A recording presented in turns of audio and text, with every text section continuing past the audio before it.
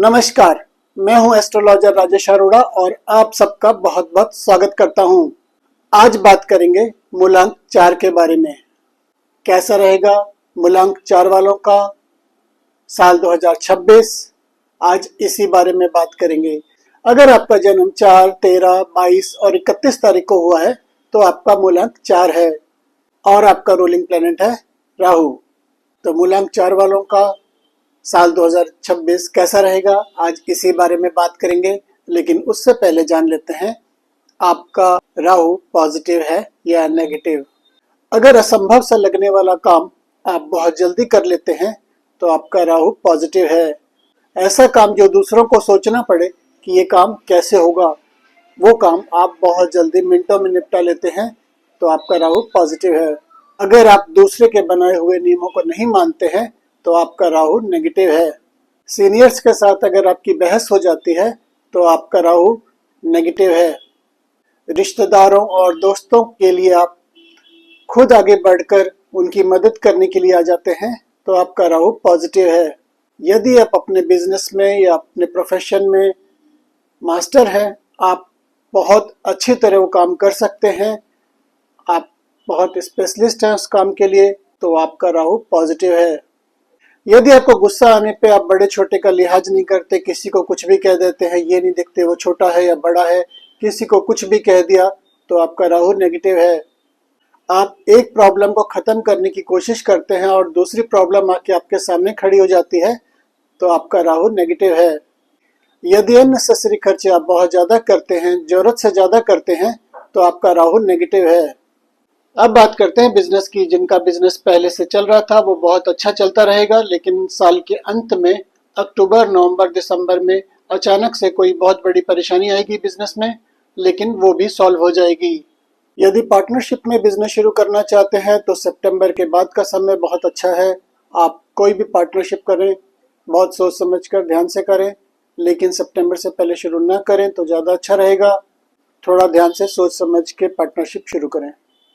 जो लोग जॉब में हैं उनकी जॉब में थोड़ी सी प्रॉब्लम रहेगी, थोड़ी थोड़ी प्रॉब्लम्स आती रहेंगी लेकिन सॉल्व भी होती रहेंगी।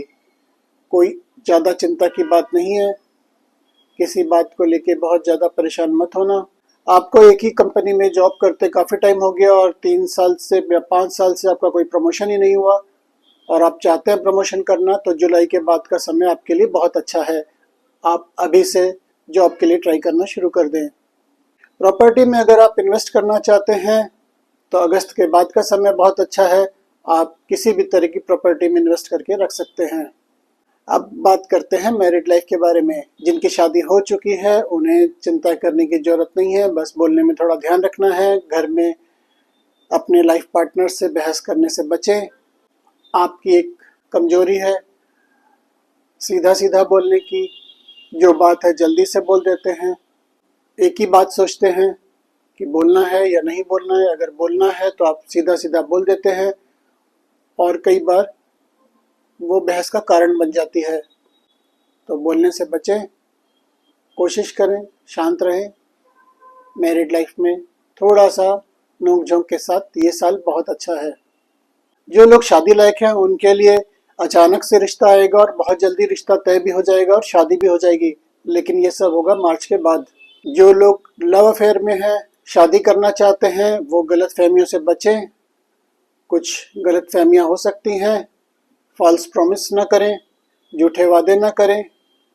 और जहाँ तक शादी का योग है, शादी नवंबर में हो सकती है, उससे पहले शादी की उम्मीद नहीं है। शादी थोड़ी लेट दिख रही है। शादी इस साल के अंत में ही होगी। अब बात करते हैं हेल्थ की। हेल्थ में इस साल अक्टूबर, नवंबर, दिसंबर में गले में कोई इन्फेक्शन होता हुआ दिखाई दे रहा है, इसलिए गले का ध्यान रखें। स्किन डिजीज़ हो सकती है और पेट से संबंधित कुछ बीमारियां हो सकती हैं, इसलिए शरीर का थोड़ा ध्यान रखें। कोशिश करें घर का खाना खाएं, बाहर का खाना अवॉइड करें। अगर खाना भी पड़ता है तो ज़्यादा ऑयली और ज़्यादा स्पाइसी फूड ना खाएं। अब बात करते हैं एजुकेशन की। जो लोग कंपटीशन की तैयारी कर रहे हैं उनको ज़्यादा पढ़ाई करने की ज़रूरत है। अभी तक जितनी तैयारी की है उतनी सफिशिएंट नहीं है, उसके लिए एक्स्ट्रा एफर्ट्स करने पड़ेंगे। मेहनत थोड़ी बढ़ानी पड़ेगी, तभी सफलता मिलेगी। कोशिश करें पढ़ाई के साथ थोड़ा थोड़ा योगा मेडिटेशन वगैरह भी करें, क्योंकि इस साल आपको मल्टीपल रिवीजन करना पड़ेगा। कुछ ऐसा दिखता है जिसमें आप पढ़ते हैं लेकिन याद नहीं रहता, कुछ समय बाद भूल जाते हैं, तो आपको मल्टीपल रिवीजन करना बहुत ज़रूरी है इस साल। अब बात करते हैं उपायों की। उपायों में सबसे पहले आसान सा उपाय है, गायत्री मंत्र का जाप करें सुबह रोज 108 बार। सुबह सुबह घूमने जाएं और जहां भी पार्क या मंदिर के आसपास पक्षी दिखाई दें उनको बाजरा दें। साल के शुरू में या अंत में एक कंबल किसी भी जरूरतमंद को दे दें। कोशिश करें ग्रे कलर का कंबल हो तो ज़्यादा अच्छा है। आप दूसरों के बनाए हुए रूल्स रेगुलेशन फॉलो नहीं करते। अगर घर में किसी ने कुछ कह दिया है ऐसा नहीं ऐसा करना है, या बॉस ने किसी ने कह दिया है कि ऐसा नहीं ऐसा करना है, तो आप वो करेंगे जो आपको अच्छा लगता है। तो इस साल थोड़ा सा फ्लेक्सिबल हो जाएं, दूसरों की भी सुने और उनकी भी माने, रूल्स रेगुलेशन फॉलो करें। इस साल अपने घर परिवार के लोग, रिश्तेदार, दोस्त, ऑफिस में कलीग्स, इन लोगों के कामों में ज़्यादा इंटरफेयर न करें। हो सकता है आप उनका भला करने की सोच रहे हो, लेकिन कहीं न कहीं आप फंसते हुए दिख रहे हैं खुद ही किसी परेशानी में। तो इसलिए अगर किसी की मदद करें तो बहुत सोच समझ कर करें, क्योंकि भला करने चलेंगे और हो जाएगा उल्टा। एक बात का ध्यान रखें, बोलने से पहले सोचें क्या बोल रहे हैं, किसके बारे में बोल रहे हैं, क्या बोलना ज़रूरी है। अगर आप इस बात का ध्यान रखेंगे तो ये साल आपसे बहुत कम गलतियां होंगी, आपसे कम लोग नाराज होंगे और रिश्तों में मधुरता बनी रहेगी। इस साल आपको दुश्मनों से ज़्यादा दोस्तों से सावधान रहने की ज़रूरत है। आंख बंद करके किसी पर भी भरोसा न करें। वैसे तो आप बहुत ध्यान रखते हैं इस चीज़ का, हर इंसान को समझते हैं, लेकिन फिर भी इस साल कहीं ना कहीं कुछ गलती होती हुई दिख रही है। बहुत ज़्यादा ध्यान रखें, गलती हो सकती है किसी को समझने में। अपने डिसीजंस को रीचेक करें। इस साल रोज सुबह उठने के बाद माथे पे केसर का तिलक लगाएं, वो आपके लिए बहुत अच्छा रहेगा और बहुत सारी परेशानियों से बचा के रखेगा। इस साल हर महीने 200 ग्राम काली सरसों किसी को भी दान कर दें शनिवार को।